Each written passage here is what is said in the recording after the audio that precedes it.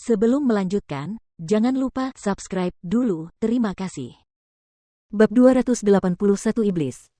Egi, apakah kamu yakin bahwa Yan Ruyu telah mengembangkan teknik misterius terlarang?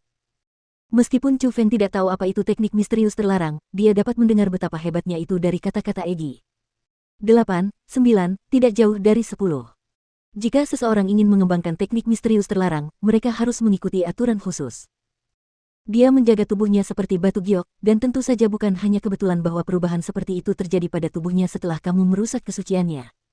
Namun, kamu tidak perlu terlalu khawatir. Situasinya saat ini termasuk dalam memasuki jalan jahat. Dia kemungkinan besar tidak akan bisa terus hidup. Egi mengingatkan. Apa? Apakah itu berarti dia akan mati karena aku? Setelah mengetahui bahwa dia sendiri yang menyebabkan Yan Ruyu memasuki jalan jahat dan bahkan ada kemungkinan dia meninggal karena dia, Chu Feng langsung menyalahkan dirinya sendiri tanpa henti. Meskipun dia tidak begitu menyukai Yan Ruyu, dia tidak ingin membunuhnya karena itu. Apa? Hatimu tidak sanggup? Chu Feng, lebih baik kau berdoa. Berdoalah agar dia mati karena memasuki jalan yang jahat, atau kalau tidak. Kalau tidak, dia akan menjadi iblis wanita yang haus darah, dan orang pertama yang akan dibunuhnya adalah kamu. Pada saat itu, Chu Feng akhirnya mengerti keseriusan masalah ini. Tidak peduli apapun, dia tidak akan pernah mengira bahwa Yan Ruyu adalah karakter berbahaya yang mengembangkan teknik misterius terlarang. Namun, tidak ada gunanya menyesali hal-hal yang telah terjadi. Karena itu sudah terjadi, seseorang harus menghadapinya. Setelah melakukannya, seseorang harus bertanggung jawab. Jadi, setelah Chu Feng kembali ke sekolah Lingyun, dia tidak bertindak seolah-olah tidak terjadi apa-apa. Dia datang ke kediaman kepala sekolah Jade Maiden untuk meminta hukuman. Setelah tiba di tempat itu, Chu Feng menemukan bahwa mengambil inisiatif untuk meminta hukuman adalah benar karena bajingan Baixi juga ada di sana. Jelas, dia sudah menceritakan semuanya kepada kepala sekolah Jade Maiden. Tentu saja, dia tidak tahu apapun tentang perubahan yang terjadi pada tubuh Yan Ruyu karena pada saat itu, dia masih tidak sadarkan diri. Baixi, pergilah dulu. Ada beberapa hal yang ingin kubicarakan dengan Chu Feng. Ingat, jangan ceritakan apapun tentang masalah Ruyu kepada siapapun. Kepala sekolah Jade Maiden duduk di kursi dan melambaikan tangannya ke arah Baixi. Sesuai perintahmu. Baixi tidak berani bersikap lambat, dan setelah menatap Chu Feng dengan penuh arti, dia berbalik dan pergi. Setelah Baixi pergi, kepala sekolah Jade Maiden pertama-tama dengan tenang meminum tehnya, lalu menatap Chu Feng, tersenyum dan berkata dengan lega. Chu Feng, bisa datang kepadaku untuk mengakui kesalahanmu sendiri membuatku sangat senang. Bisakah kau memberitahuku kemana Ruyu pergi? Gadis itu memiliki temperamen yang sangat buruk, jadi aku khawatir dia tidak akan berpikir jernih dan melakukan hal-hal bodoh. Dari perkataannya, Chu Feng dapat mengetahui bahwa pimpinan perguruan Jade Maiden sungguh-sungguh sangat khawatir terhadap Yan Ruyu, sehingga dia sungguh tidak tega menyembunyikan apapun, dan dia pun menceritakan semuanya padanya. Setelah mengetahui bahwa Yan Ruyu dan Chu Feng melakukan hal itu antara laki-laki dan perempuan, tubuhnya pun berubah dan bahkan Chu Feng tidak dapat mengejarnya, kepala sekolah Jade Maiden tidak dapat tetap tenang lagi. Dia berdiri, dan sambil mengerutkan kening, dia berjalan maju mundur di aula. Setelah beberapa saat, kepala sekolah Jade Maiden bertanya kepada Chu Feng, menurutmu apa alasan perubahan seperti itu muncul pada Ruyu?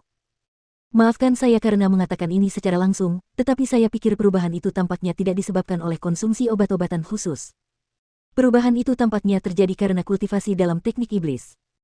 Chu Feng tidak mengatakan kalau itu berasal dari teknik misterius terlarang, karena di benua ini, ada lebih banyak orang yang mengerti dan mengenali teknik iblis, namun tidak banyak orang yang mengetahui tentang teknik misterius terlarang.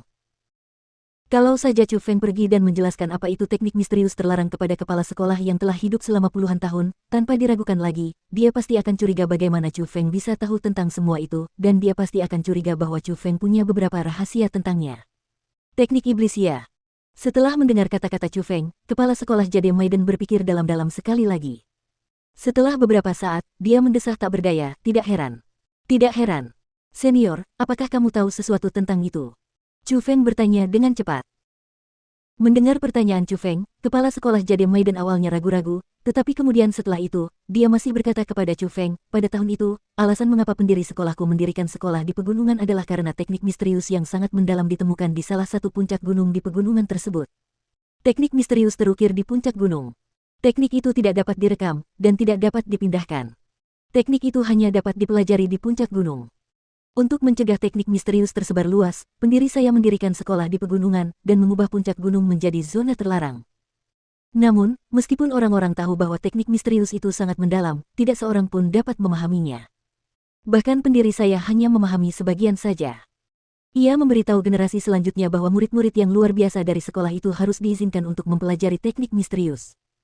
Namun sangat disayangkan, setelah ratusan tahun, tidak ada seorang pun yang mampu memahami sedikit pun teknik misterius. Lambat laun, tidak ada seorang pun yang percaya bahwa teknik misterius dapat dikembangkan lagi. Tetapi setelah mendengarmu mengatakan itu, aku ingat bahwa setelah Ryu melihat teknik misterius untuk pertama kalinya, dia cukup sering pergi ke sana untuk mempelajarinya. Terutama 2 tahun yang lalu. Dia bahkan pergi ke sana setiap hari. Mungkinkah dia benar-benar memahami ketidakjelasan teknik misterius dan berhasil mengolahnya? Ada juga keterkejutan yang terpancar di wajah kepala sekolah Jade Maiden. Senior, bisakah kau memperlihatkan teknik misterius itu padaku? Setelah mengetahuinya, Chu Feng langsung menjadi bersemangat karena meskipun ia tidak mengenali teknik misterius terlarang itu, Egi pasti mengenalinya. Ia benar-benar ingin memastikan apakah Yan Ryu mengolah teknik misterius terlarang atau tidak. Mungkin ia bahkan bisa menemukan rahasia lain di tempat itu. Kau bisa.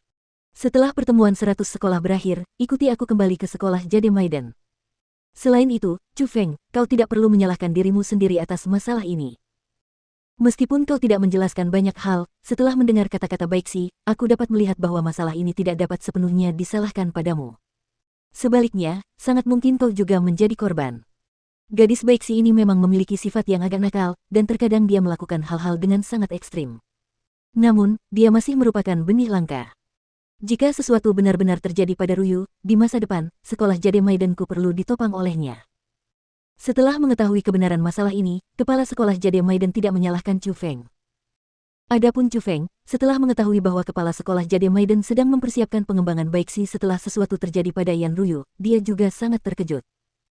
Dia teringat orang macam apa Baixi dan dia bahkan awalnya ingin menasihati sesuatu, tetapi setelah mempertimbangkan bahwa itu adalah urusan mereka sendiri, dia tidak berbicara.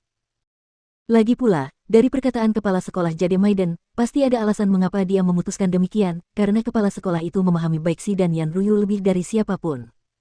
Setelah itu, Chu Feng masuk dengan angkuh, lalu pergi dengan angkuh. Saat keluar, dia bahkan melihat Baixi. Apa yang kau lakukan pada senior Yan? Dasar iblis. Setelah melihat Chu Feng, wajah Baixi dipenuhi dengan kebencian. Ketika Chu Feng melihatnya, wajahnya tiba-tiba menjadi dingin. Tangannya bergerak secepat kilat dan mencengkeram dagu Baixi. Dia kemudian mendekatkan mulutnya ke telinga Baixi dan memperingatkan dengan keras. Kau benar. Aku adalah iblis. Sebaiknya kau tidak membuatku marah, atau aku akan menghancurkan kultivasimu dan menjualmu ke rumah bordil. Setelah mengucapkan kata-kata itu, Chu Feng melemparkan Baixi dan pergi dengan langkah besar. Di sisi lain, Baixi berdiri di sana dengan tatapan kosong. Pada saat itu, keringat dingin memenuhi wajahnya dan ketakutan memenuhi matanya karena dia dapat melihat bahwa Chu Feng sama sekali tidak tampak hanya mengucapkan beberapa kata candaan.